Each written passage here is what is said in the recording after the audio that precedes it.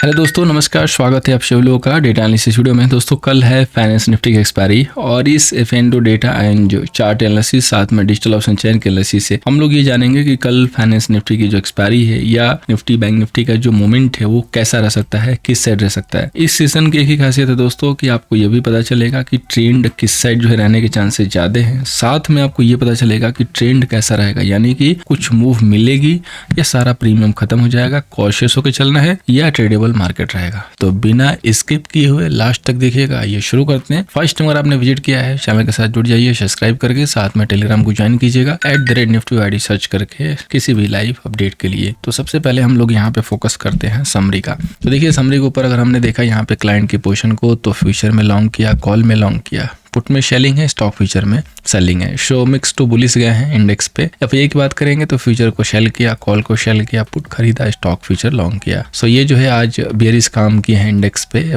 Pro की बात करेंगे तो फ्यूचर सेल, कॉल सेल, साथ में पुटे खरीदी है, स्टॉक फ्यूचर सेल किया। इन्होंने भी बेरिश काम किया इंडेक्स पे। डीआई की बात करेंगे तो फ्यूचर लॉन्ग, पुट लॉन्ग और स्टॉक फ्यूचर लॉन्ग।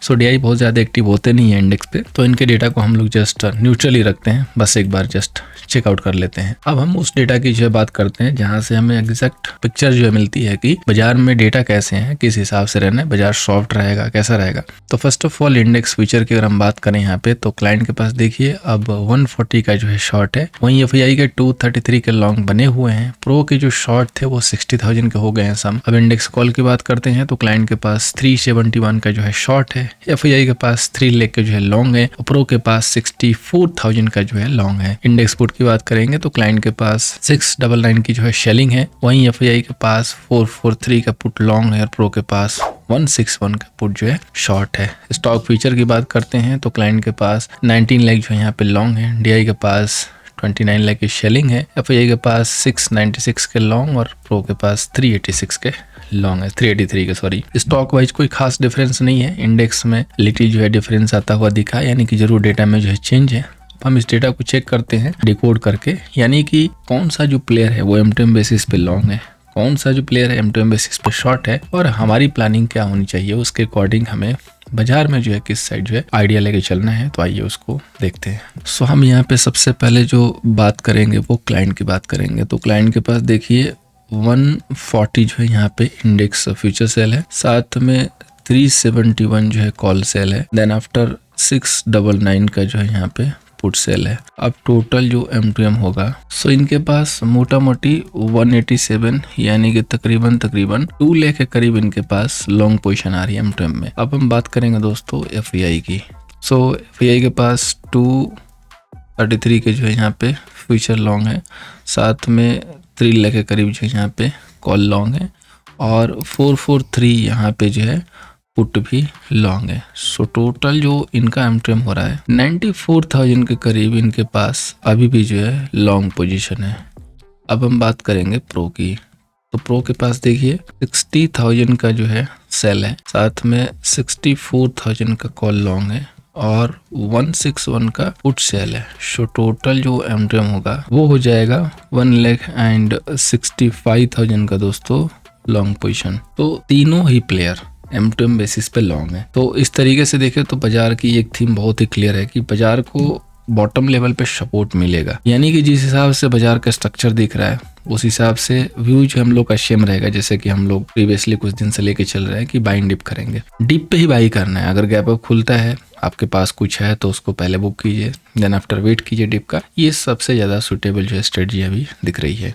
अब आइए हम इंडेक्स वाइज जो है डिस्कस करते हैं अकॉर्डिंग टू लेवल, और वहाँ पे देखते हैं कि क्या जो है लेवल्स हैं, कैसे हमें फोकस करके चलना है। So first of all Nifty का जो रेजिस्टेंस है 25,452 का है, सपोर्ट दोस्तों 25,50 का है। जब तक निफ्टी 25,000 के नीचे क्लोजिंग बेसिस पे क्लोज नहीं होगी, कोई अच्छी वाली वीकनेस नहीं दिखाई देगी, क्योंकि ऊपर से कोई अभी सेलिंग की कंफर्मेशन है नहीं। बाजार अगर यहाँ पे गिरा भी है ड्यू टू गैप अप, तो अगर देखेंगे तो जस्ट अपने गैप को फील करके एंड देन आफ्टर फिर से रिकवर करके मिड में आके क्लोजिंग दे दिया और हमारे लिए एक अच्छा खासा लेवल छोड़ गया जो कि है 25,300।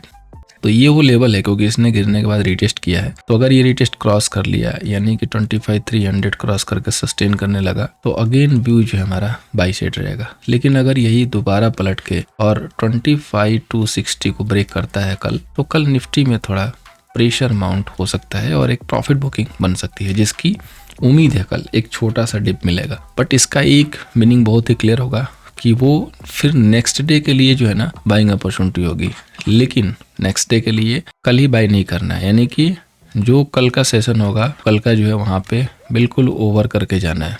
कोई भी चीज़ कैरी करके नहीं लेके जानी है, कुछ भी नहीं, ठीक है। जो भी होगा हम फ्रेश में जैसे बाजार खुलेगा उसके बाद देके हम उसको कंफर्म जो है बाई लेंगे, या अगर ट्रेंड कंटिन्यू रहा तो सेल लेंगे। कल निफ्टी के सॉफ्ट होने के चांसेज है और उसके लिए लेवल है 25,260 का। 25,260 अगर ब्रेक की तो ये समझिए कि निफ्टी सॉफ्ट रह सकती है कल के लिए। अब हम बात करेंगे बैंक निफ्टी का। तो बैंक निफ्टी का यहाँ पे रेजिस्टेंस है 51,620 का, देन आफ्टर सपोर्ट जो है इसका 51,185 का। अब देखिए कल फाइनेंस निफ्टी एक्सपायरी है, तो दोनों में से किसी एक की एक्सपायरी ऐसे फाइनेंस निफ्टी के पहले होती है तो उसके ऊपर बैंक निफ्टी की भी मूव काफी सारी जो है डिपेंड करती है। बहुत एक बढ़िया रिटेस्ट का लेवल देखिए, जो डिजायर लेवल था हम लोग का, जो कि हम कई दिनों से चर्चा कर रहे थे 51,500 वाला, वो आज ब्रेक तो हुआ है वन टाइम, लेकिन एक्सपायरी जो कि बैंकेक्स की थी अब उसकी वजह से हुआ, किस वजह से हुआ नो वन कैन से, लेकिन एक बार टच किया इसने। हालांकि क्लोजिंग अभी तक नहीं आई है और आज रिटेस्ट भी हो गया। तो कल अगर ये फुर्सत से 51,500 के ऊपर होल्ड करने लगे 5-10 मिनट कायदे से, तो ये समझिएगा कि बेहतरीन जो है बाई का सेटअप है। बहुत दिनों से वेट हो रहा है। 51,500 ब्रेक करने के बाद एक तो 100 पॉइंट की जगह है और 51,600 जैसे ही होल्ड करने लगा तो ये समझिएगा कि शॉर्ट कवरिंग आएगी। और वो जितने लोग जो टॉप की कवायद कर रहे हैं, सोच रहे हैं कि बाजार बैंक निफ्टी ने टॉप बना दिया या बैंक निफ्टी यहाँ से मोमेंट नहीं दे रही है, उन सारे लोगों का कटेगा। और जब किसी का कटेगा तभी किसी का बनेगा। तो हमें क्या करना है, हमें वेट करना है कि ये 51,600 कटे तभी तो आपका बनेगा। तो इसलिए हम वहाँ पे लॉन्ग करेंगे। अगर नहीं कटेगा तो हम वेट एंड वॉच के मोड में रहेंगे। फिर हम कहीं इधर 51,200 एरिया में, 300 एरिया में अगर कोई रिवर्सल की कंफर्मेशन आएगी तब हम उसको देखेंगे। लॉन्ग लेना होगा तो वहाँ पे लेंगे। अदरवाइज 51,600 अगर होल्ड हो गया तो समझिए कि आपको बैंक निफ्टी अच्छे से मूव देती हुई दिखाई देगी। देखिए सिर्फ एक ज़रूरत है HDFC बैंक की चलने की। बजाज ट्विंस बहुत अच्छा परफॉर्म कर रहा है, अगर HDFC बैंक चल गया तो समझिए कि बैंक निफ्टी दौड़ गई। तो आपको इसी कॉम्बिनेशन का वेट करना है। अब हम बात करेंगे फाइनेंस निफ्टी, जिसकी कल एक्सपायरी है। तो इसकी एक्सपायरी है इसलिए हम इसका ऑप्शन चेन का डेटा भी देखेंगे। तो देखिए फाइनेंस निफ्टी का जो रेजिस्टेंस है वो 23,855 का है। सपोर्ट दोस्तों 23,560 का है। यहाँ पे देखेंगे तो 23,700 के ऊपर जो क्लोजिंग हुई है वो बहुत अच्छी क्लोजिंग हुई है। और सबसे बड़ी चीज की ये रिबाउंड होकर लास्ट में जो है मोमेंट लिया और फिर ऊपर साइड जाके क्लोज किया। हालांकि 760 टच होने के बाद दोबारा जरूर आया है। तो एक चीज बहुत ही क्लियर है कि जब तक 23,650 के ऊपर ये होल्ड रहेगा तो हमारा जो व्यू रहेगा वो बाय एंड डिप का रहेगा। बिकॉज इसने वन टाइम 720 को ब्रेक करके काफी देर होल्ड किया है और क्लोजिंग भी उसी के सामने दी है। 700 जो इसके लिए इंपॉर्टेंट लेवल था उसको ये क्लोज कर चुका है। लेकिन अगर ये 23,650 ब्रेक करने लगेगा तो यहाँ पे रिस्क होगी, जिसके चांसेस थोड़े से कम दिख रहे हैं। बिकॉज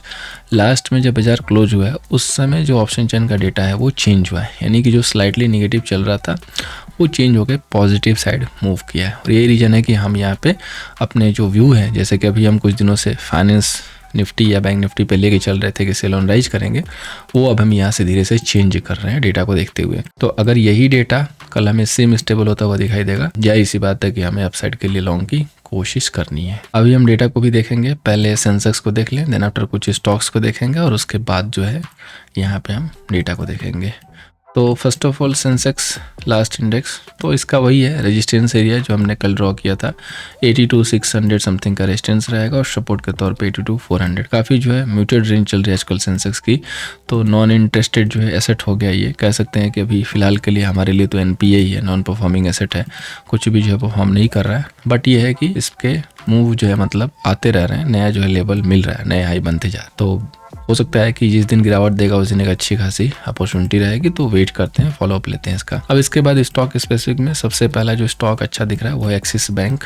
देख सकते हैं कि रिजल्ट के बाद गिरावट हुई, गिरावट के बाद इसने 200 DMA से जो है जस्ट सपोर्ट लिया, धीरे धीरे करके ऊपर आया है। काफी अच्छा ये कंसोलिडेशन जोन रहा है और इनके बावजूद, सबके बावजूद आज 18888 पे जो है क्लोज हो गया। तो कल जैसे ही 1191 को ब्रेक करेगा तो एक मोमेंट इसमें मिल सकता है। मोमेंट नहीं भी मिलेगा तो डिप में भी अगर लेंगे तो कुछ प्रॉफिट होता रहेगा, जिस हिसाब से इसका स्ट्रक्चर यहाँ पे दिख रहा है। तो इसको जो हम लोग जरूर रडार पे जो है लेके चल सकते हैं, ध्यान देके जो इसको आगे बढ़ सकते हैं, क्योंकि सेटअप अच्छा है, धीरे धीरे जो है ऊपर की तरफ मूव करने की कोशिश करेगा। देन आफ्टर श्री सीमेंट, जिसको मैंने एडवांस में दिया हुआ है, लेवल ड्रॉ किया हुआ है रिमाइंडर के लिए कि 2588 के पास आएगा अगर डिप मारता है तो देखिएगा। अगर इनकेस कल नहीं आए और उसके बाद अब ये 25600 को ब्रेक करने लगे तो समझिएगा कि रिटेस्ट इसका हो गया, आधे से कर लिया इसने, अब ये निकलेगा तो वहां भी हम देख के इंटर हो सकते हैं। देन आफ्टर PSU बैंक, जैसा कि मैंने बोला था, तो ट्रैक कीजिए, 1-2 दिन हो सकता है कि कंसोलिडेशन होगा, बस वेट कीजिए दिए गए लेवल का 119 जिस दिन होल्ड होने लगे तो अगले दिन देख के समझ के